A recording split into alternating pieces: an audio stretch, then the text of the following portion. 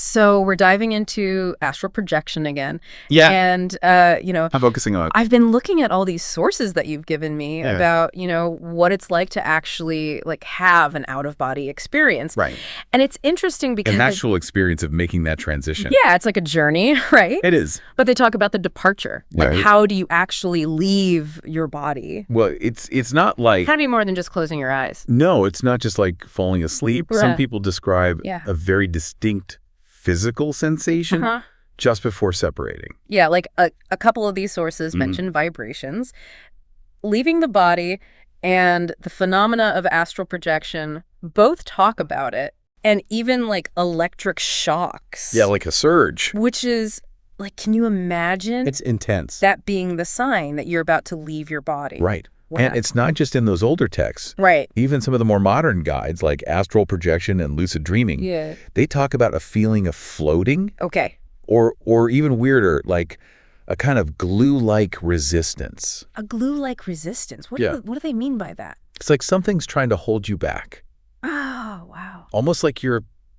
Interesting. Yeah. Do the sources offer any explanations? Well, a lot of them emphasize Yeah. deep relaxation techniques to prepare, Okay. like leaving the body. Yeah. Suggests things like progressive muscle relaxation, Okay. where you tense and release different muscle groups. Right. It's about achieving this deep state of calm, Right. almost like slipping under the surface of water. So it's not just a mental thing, there's a physical component to it. It's both. Yeah. Mastering astral projection even mentions brainwave entrainment. And what is that exactly? It's like guiding your brain into specific brainwave frequencies that are often associated with OBEs. Okay, so is there scientific evidence to support this? That's where it gets a little tricky.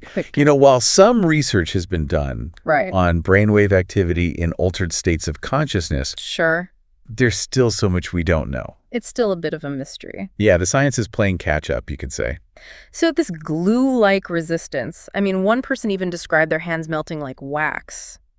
I know, right?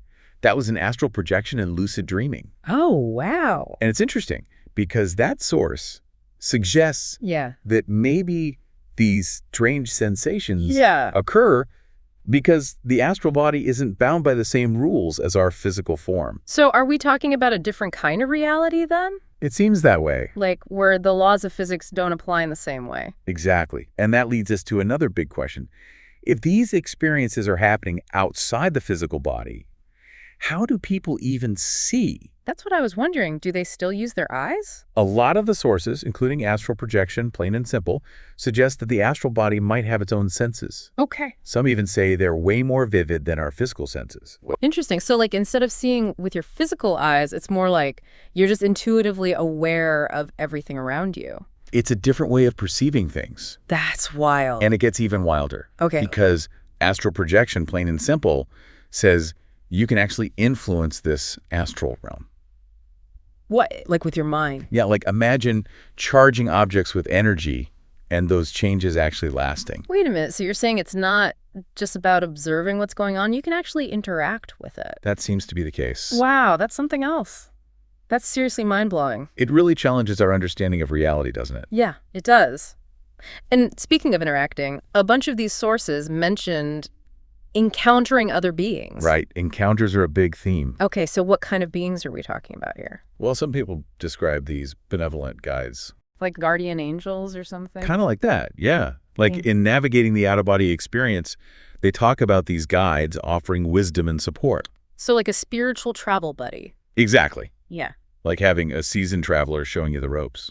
That makes sense. Hey. Especially if you're in a realm that's completely foreign to you. Right. It's like having a map and compass in uncharted territory. Okay, but are all of these encounters peaceful and friendly? Not always. For example, astral projection and lucid dreaming. There's an account of someone encountering a warlike angel. A warlike angel. That doesn't sound very peaceful. Right. And it really made the person question their whole idea of what angels represent. I bet. It definitely shatters the stereotype, that's for sure. It makes you wonder what else we might be getting wrong, right? Exactly. And it makes you wonder what other kinds of beings might be out there, too. Well, one source even mentions an encounter with Jesus. Whoa, seriously? They met Jesus during an OBE. That's what they claimed. And they described receiving these really profound insights into the nature of self. Like a spiritual awakening. It really highlights the potential of these experiences for deep personal and spiritual growth. That's incredible. But let's shift gears a bit and talk about the practical side of things. For someone listening who's completely fascinated by all of this and wants to try it themselves, what are some techniques for actually inducing an OBE? Well, luckily, a lot of your sources actually provide instructions. Oh, perfect. So what are we talking about here? Like chanting, meditation? Well, for example, the phase. This book focuses on technique you can try right when you're waking up. Interesting. So you're kind of catching that in-between state between dreaming and being fully awake. Exactly. That's the idea. It suggests things like trying to roll out of your body or visualizing yourself floating upwards. To kind of trigger the separation. Yeah, harnessing that dreamlike state. That's fascinating. So it's almost like lucid dreaming in a way. There are definitely similarities. But what about people who aren't into the whole rolling out of bed thing? Right, right. Are there other methods that maybe feel a little more structured? Mastering astral projection lays out this whole 90-day program. 90 days? That's quite a commitment. It is, but it includes exercises, affirmations, even that brainwave entrainment we talked about. So it's like a total immersion experience. Exactly. And many people who have followed this program report some pretty amazing results. Like what kind of results? They talk about profound shifts in their awareness, increased self-knowledge, a greater sense of connection to something bigger than themselves. Wow, so it's not just about having an out-of-body experience. It's about how that experience changes you afterwards. It's about the transformation that happens within you. That's really powerful. But with any journey into the unknown, there must be challenges or even risks. What do the sources say about the potential downsides? You're right, it's not all sunshine and rainbows. Several sources, like Astral Projection for Psychic Empowerment, really emphasize the importance of overcoming fear. That makes sense. Fear is a natural human response to the unknown. Exactly. And Hacking the Out-of-Body Experience even has a whole chapter dedicated to dealing with fear during OBEs. Because those fears can manifest in different ways, right? Absolutely. And they can turn a potentially positive experience into something terrifying. I can imagine. So how do you deal with that fear? What do the sources suggest? One of the most common pieces of advice is grounding yourself after an OBE. Grounding. What does that even mean in this context? It's about bringing your focus back to your physical senses. Like what? Feeling your body, your surroundings. Exactly. It helps to re-anchor you to this reality. Because the astral realm can be pretty disorienting, right? It can be a lot to pieces. So grounding is essential for integrating the experience in a healthy way. It's like after a long trip, it's good to come home and get grounded. Exactly. It's about finding that balance. Are there any other tips or practices these sources recommend for staying safe during astral travel? Many of them highlight the importance of setting intentions before you even attempt an OBE. So before you even leave, you're kind of setting your compass, deciding where you want to go, what you want to experience. Exactly. You're stating your purpose, asking for protection or guidance. Some people call upon a higher power, their spirit guides, even their own higher self, just to ensure a positive and safe journey. Interesting. So it's almost like you're creating a roadmap or a plan, even though you're exploring a realm that's beyond our normal understanding of structure and time. It's about going in with awareness and intention, rather than just drifting aimlessly. And just like with anything, starting slowly and gradually building up your experience is key. Yeah, you don't want to go from 0 to 60 in the astral realm, right? It's got to be overwhelming to jump in headfirst without any prior experience. It's about respecting the power of these experiences, wouldn't you say?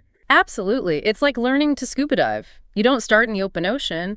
You start in a pool, get comfortable with the equipment, learn the basics, and gradually work your way up to more challenging dives. I like that analogy. So for our listener who's been hanging on every word, soaking up all this incredible information, what's the next step in this journey of exploring astral projection? Well, I think they've already taken the first step by joining us for this deep dive. Yeah. It's clear they have that curiosity, that desire to explore the unknown. Right. And they're not afraid to ask the big questions either. Exactly. Now it's about taking that curiosity and turning it into action. Read those sources, really dive into them, try out those techniques, experiment, see what resonates with you. Because everyone's path is different. What works for one person might not work for another. Precisely. Think of these sources as guides, maps, compasses. They can point you in the right direction, but ultimately the most valuable lessons are going to come from your own personal experiences in the astral realm. It's all about trusting your intuition and listening to your inner wisdom. Beautifully said. Well, this has been an absolutely incredible deep dive. It's clear that there's so much more to explore when it comes to astral projection. It's a topic that never ceases to amaze me, with its mix of mystery and potential and a healthy dose of awe. It truly makes you realize how little we know about the nature of consciousness and the vastness of reality itself. It really does. And who knows, maybe someday soon we'll be having you back on the show to share your own personal experiences, your own astral adventures. I'd love that. Until then, to our listeners, keep exploring, keep questioning, and keep that sense of wonder alive. And as always, happy travels. Whether you're exploring this reality or venturing into other realms,